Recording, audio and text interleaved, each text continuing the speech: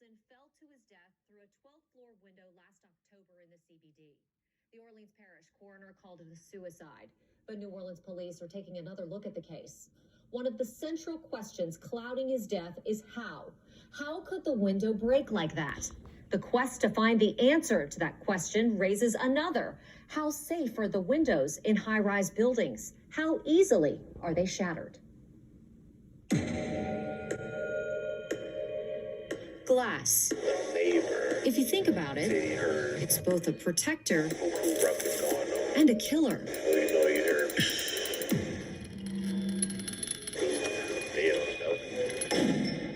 He had so much going for it. He was infectious. In an instant, At least give us justice. it can flip from your best friend We're gonna fight. to a scorned lover. As a positive. I honestly didn't even know glass in a skyscraper was allowed to break that easily. It still doesn't make sense. Seth will ultimately be cremated and his ashes spread. And I plan on placing him with a marker at my office in the back, in the garden. And on a warm day, you'll find me there, having lunch with my son.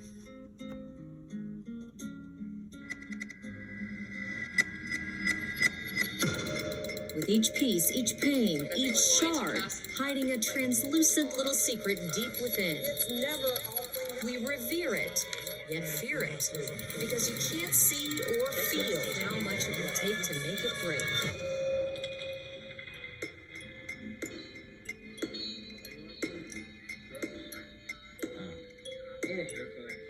You need to?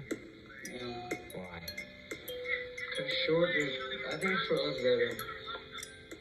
You think short looks better or long looks better? Seth Donaldson had a bright future.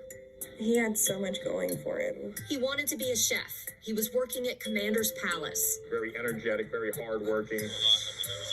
That hope ended. His life ended. October 28th, when he crashed through this window and fell to his death. Did he jump through it? Did he fall through it?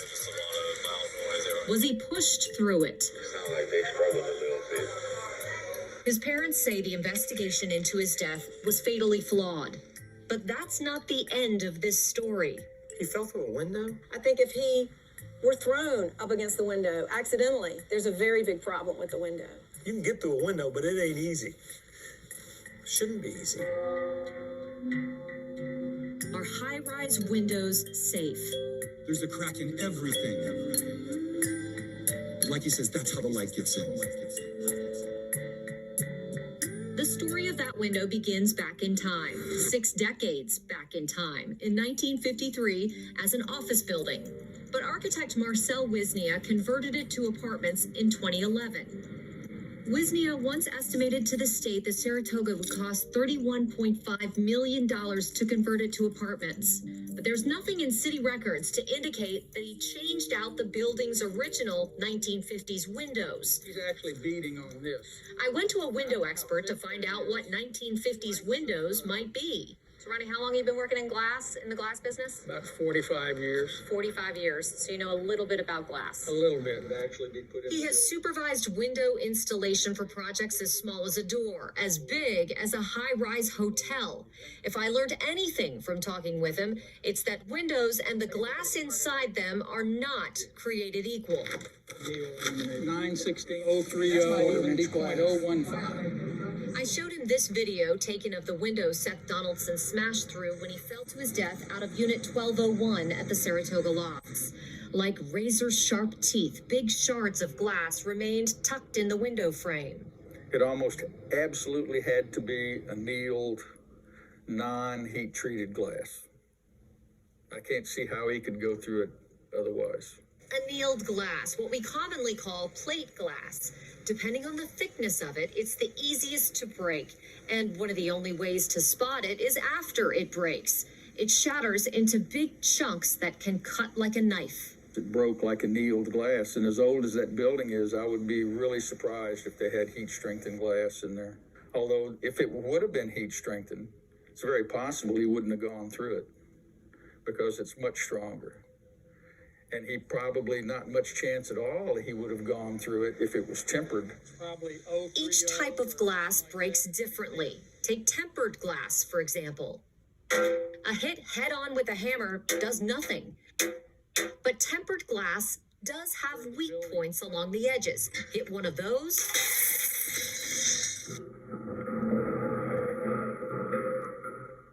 even that can be considered safer than the type of glass likely in the Saratoga windows because the little pebbles are not as sharp. In fact, New Orleans Glass uses them to pad their parking lot. Are we dealing with annealed glass, which is sharp and bright and the cheapest stuff you can find and is definitely not appropriate for windows? Amy Donaldson has a lot of questions about that window, Seth's window. Was it up to code? The International Building Code regulates windows in three main ways: through impact, through wind load, and by location. In new buildings in New Orleans, the windows from the ground to 30 feet in the air have to be able to withstand the impact of big things. Big things like, say, a 2x4 because of hurricanes. From 30 feet to 60 feet in the air, those windows have to be able to withstand the impact of small things like a rock or a pebble. And then from 60 feet in the air all the way up, the impact requirements pretty much go away. They just have to be able to withstand about 140 mile an hour winds. But those safety requirements also depend on where the windows are positioned inside the building and how big they are. For example, floor-to-ceiling windows are going to have safeguards that are required. But if you shrink those windows and move them at least 36 inches off the floor in an apartment building, for example, those safeguards go away. If you look at a building like that, and I've counted up, I think 800 windows. How many windows are there that kind of thing could happen? It's insane to think that we care about safety only up to the 5th floor. So what's the deal with the Saratoga? How did Wisnia update the building without updating the windows? We sat down with the New Orleans Safety and Permits Director, Zach Smith, to find out. In historic buildings such as the Saratoga, this undergoing the renovations it underwent without specifically asking to change windows would not be required to change windows. There's this tiny paragraph in the International Building Code that allows historic exemptions for anything that building officials say is not a, quote, distinct life safety hazard. The real kicker here is that it's a historic renovation. So they get historical exemptions to keep the windows that are original to the building. I'm going to throw a chair right now. And the Saratoga is not alone. In fact, you can hear the change. Construction, historic office conversions are booming downtown. There's quite a few. We're talking about dozens and dozens and dozens downtown. Using city permit data, we found at least 101 historic conversion projects in the CBD alone over the past 10 years. All of those destined for hotels, condos, or apartments now. So there's a good chance that a lot of those buildings could have annealed glass windows in them. There is definitely a possibility. Smith says the International Building Code is designed to eliminate significant risk, not all risk. And that as awful as it is, Seth's case is unusual. But tell that to the Donaldsons. I don't want anybody else hurt. I mean, if now I have to go testify before Congress and say, can you not think about windows over 60 feet? I'll do it. When you start talking about this with people, they look at the windows wherever they go. It's that unsettling. The window Seth went out is still boarded up. Last August, a Royal Sonesta Corporation bought the Saratoga from Wisnia to convert the apartments to timeshares. In January, the company applied for a building permit to fix it up. Those plans include all new hurricane-rated windows all the way up. 6 months too late for Seth. Wisnia did not want to comment for the story, fearing litigation from the Donaldsons, and Royal Sonesta did not respond. And we have an interactive map of those condo conversions, a timeline of the night Seth died, and of course, you can watch the full series on our website, wwltv.com.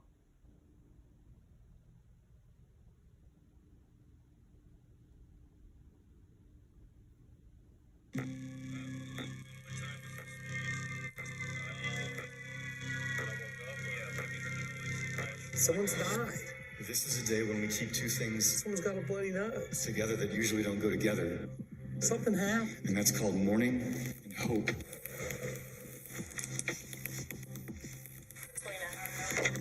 That's what it is right now. There was definitely some arguing, and that's when I heard the whole crashing down, like something inside the building completely collapsed. So you had 51 points that you felt 51. were mishandled by police. Is it fun?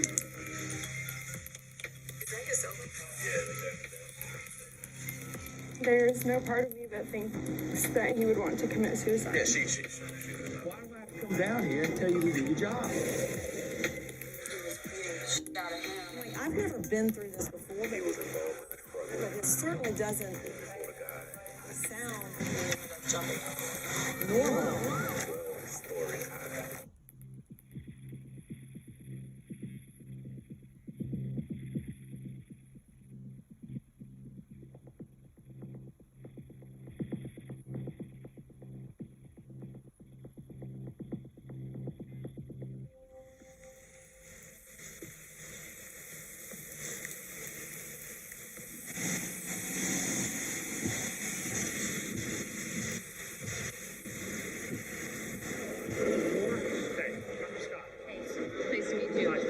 I first met Scott in April on a wretched, gray, miserable day. It just kept raining and raining and flooding. I'm not New Orleans naive. These big cities, they're great until something bad happens. And something bad happens.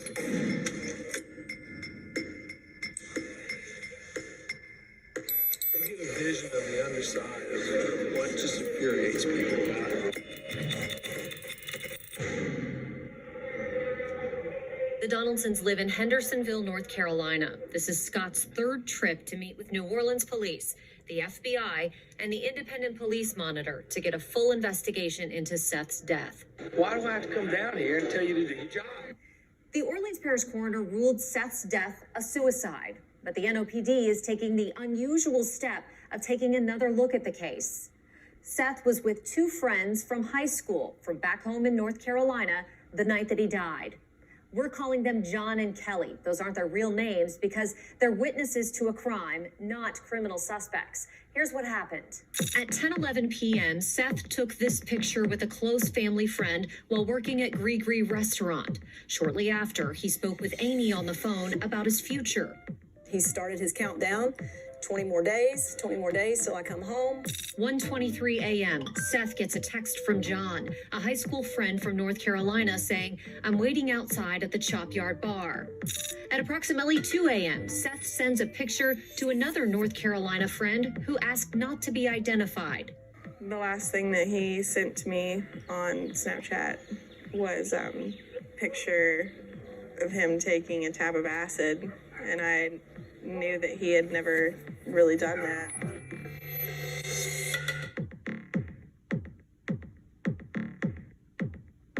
At 3:10 a.m., John takes this video. Approximately 5 a.m., Seth returns to the Saratoga Lofts building with John and Kelly. They were staying at an Airbnb. About 5:56, a lot of noise going on in the apartment, like running around, arguing, and that's when I heard like the whole crash. 6:02 a.m., Seth is pronounced dead. Let's pick it up there.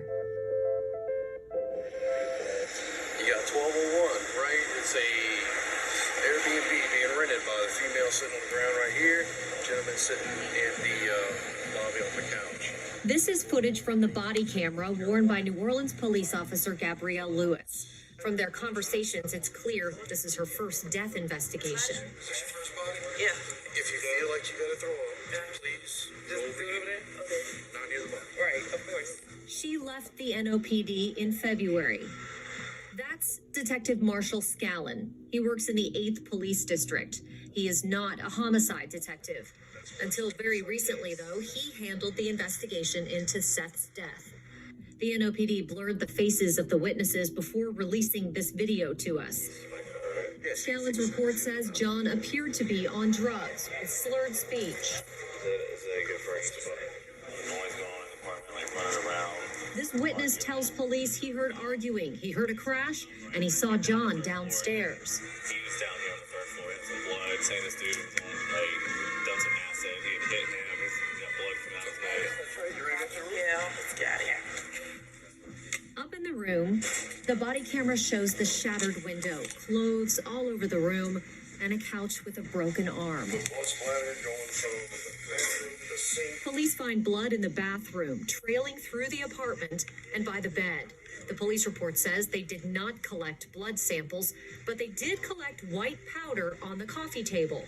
We know Seth had cocaine in his system, and even with that white powder on the coffee table in the middle of the room, Kelly tells police she didn't know Seth was doing drugs that night. He didn't even disclaim that he was on anything or anything at all, and he just started freaking out. That's why I didn't know how to handle it. I didn't know if it was like a panic attack, just like anxiety. Police didn't question Kelly about the drugs. The Donaldsons' concern throughout all of this has been that they feel like John and Kelly aren't telling the whole story about what happened that night. John's been in trouble with the law before. He was arrested on marijuana distribution and possession charges. He pleaded guilty in 2 different states to lesser charges. He didn't want to talk to police in this case, but he did chime in occasionally when they were questioning Kelly, describing Seth having a bad acid trip. I was laying on the bed, and then he was laying on the floor under here, and he hops up.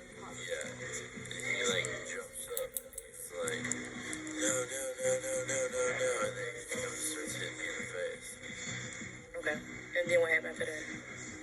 I just shoved him off of me, and then she calmed him down while I went to the bathroom. Kelly initially told police that later Seth ran across the room and jumped out the window. That's what police wrote in their initial report. John corrects her during this interview. He catapulted himself off the couch through the window. I really wanted to do an interview with John and Kelly for this story, and I reached out to both of them. Kelly never responded. John did on Facebook Messenger, saying Seth punched through the window that night and then jumped through it. Please quit asking for information and let my friend rest in peace. Is that his cell phone? The phone, one of Amy's biggest problems with the investigation. She says investigators didn't care to look at it and that they essentially lost it. The initial police report says it went with the coroner, but this evidence log says otherwise. She asked Detective Scallon about it. Where is Seth's phone? I have no idea where Seth's phone is. It could be with the Airbnb. We have no idea. Why don't you have any idea where Seth's phone is? Finally, Amy got an answer, not from police, but a North Carolina woman Amy barely knew. She said she had the phone and that her son had gotten it from John. Nowadays, how do you not think about a phone being something to justify suicide versus homicide? The Donaldsons hired a digital expert to examine the phone after Scallon told them the NOPD didn't have the software to do it. That expert says the phone had no texting app, no search history, and no Snapchat on it. We know Seth used Snapchat that night. Remember, he messaged his friend. Sorry, it's kind of hard to talk about it. He had so much going for him. Like, he loved cooking. He loved life. He had tons of friends. Like, the boy could not go somewhere without making a new friend. He had more plans for himself. Did Seth Donaldson want to die? If it wasn't a homicide, that's the question investigators had to answer. The Donaldsons say they don't feel like anyone did. Their meeting with the Orleans coroner, Dwight McKenna, did not go well. We're just grieving parents. We don't know what happened. We don't know why you're calling this a suicide. McKenna just did not diffuse the situation. He's a bully. He told us to let the dog and pony show begin. In Seth's case, McKenna isn't budging. You do your duty for your kid to get him through school. You know, you fight for your kid, and damn it, we're going to fight for this kid when he can no longer speak for himself. Because that's what we do. Police only gave new life to the case because of Scott and Amy. Is my love for him going to go away? Is my memory for him going to go away? You know, and you don't want it to go away, so you kind of wonder, should I stay in this awful place forever? Even if they never know exactly what happened inside that room. The Donaldsons are determined to find out how Seth got out of it. How can you break through a window in a high-rise 12 stories high?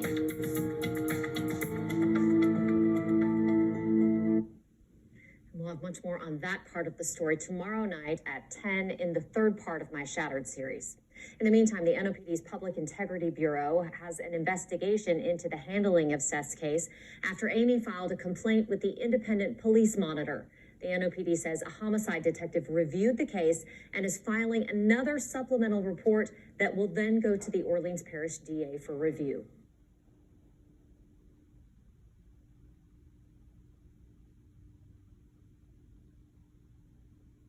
The January 6th insurrection, that horrible day when millions of Americans stared at the TV in shock and grief and said, "Oh crap, is that Uncle Dave?"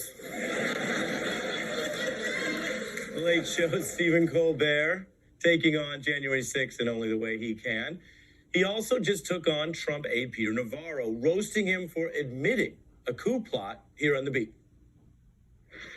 Navarro was on MSNBC last night, and he revealed that the White House's plot to overthrow the election even had a cute little nickname. This plan we had called the Green Bay Sweep. Not to be confused with the Green Bay Sneak, which is what happens when you ask Aaron Rodgers if he's vaccinated. Navarro explained that what the coup plot had in common with the football play was teamwork and obviously brain damage. At 1 p.m., Ted Cruz, Senator Ted Cruz, and Gosar, a representative, started the Green Bay Sweep beautifully, challenging the results of Arizona. I haven't seen criminal activity so clearly explained on TV by the criminal since Rachel Ray welcomed co-host Jeffrey Dahmer. Criminal activity explained on air. Then Colbert went after the plan itself. All that's required was peace and calm on Capitol Hill. And we would have gotten away with it, too, if it wasn't for that meddling mob we unleashed on Capitol Hill. Damn you, Scooby-Coo!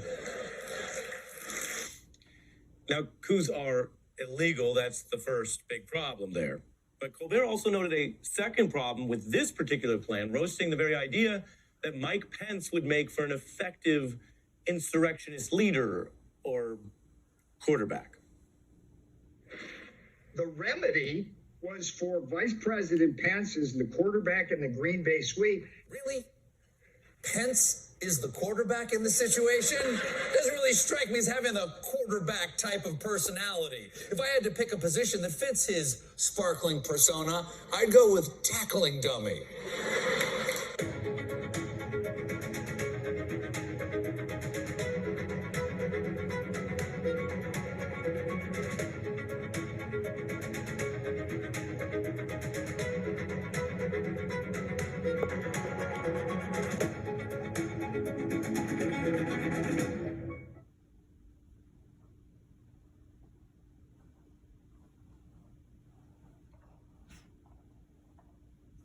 Now, I picked these 5 states to show you what the real electoral vote ascertainment documents look like. I picked these 5 because thanks to the watchdog group American Oversight, we now know that in all 5 of these states, Republicans also prepared forged fake documents that were sent to the government, proclaiming that actually these other electors were the real electors from these states.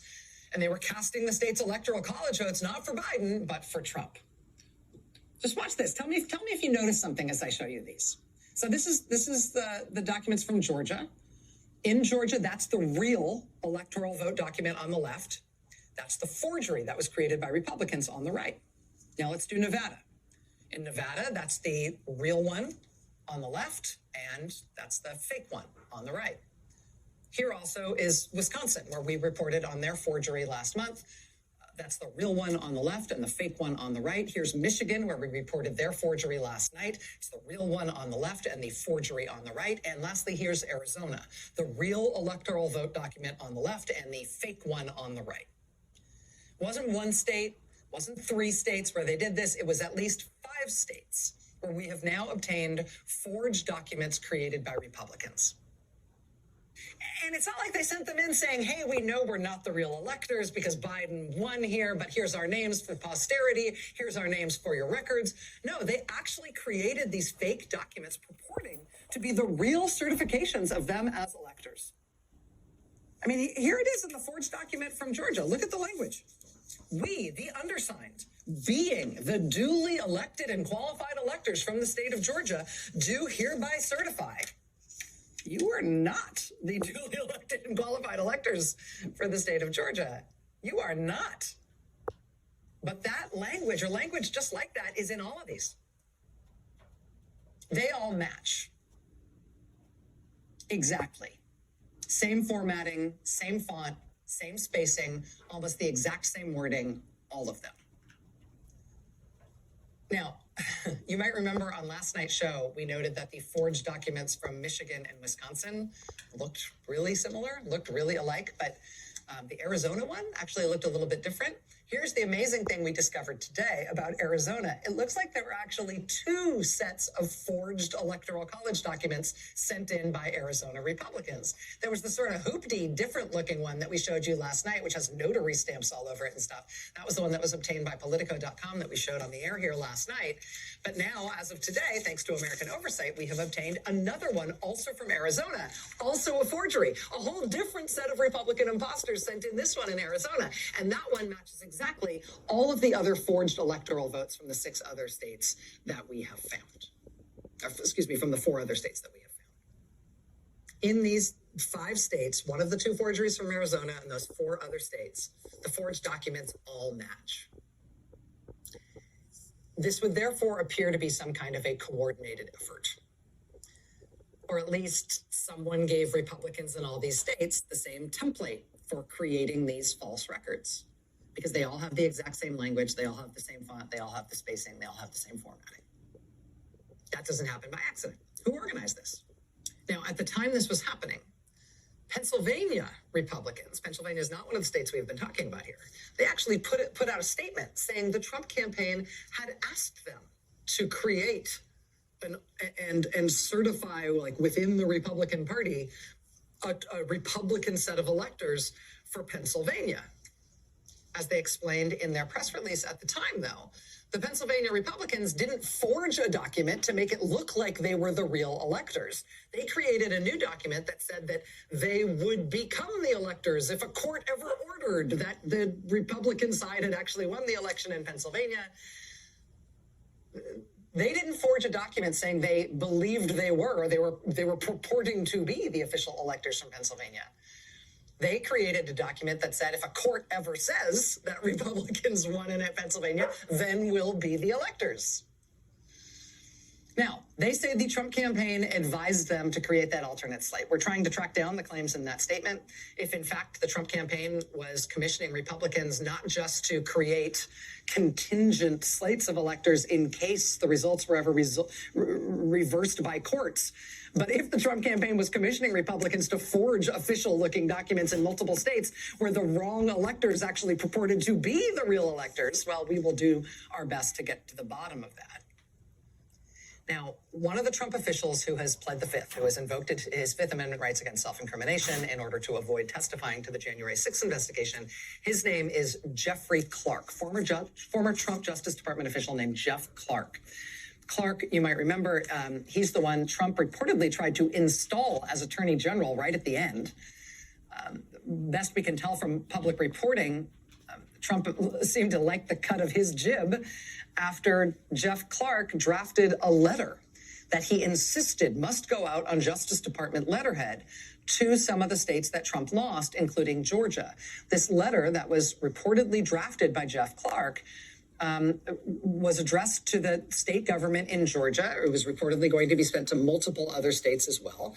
And the letter falsely stated that the U.S. Justice Department was investigating serious, credible claims of fraud in the election in that state, and that the state legislature there should therefore consider holding back the state's electoral college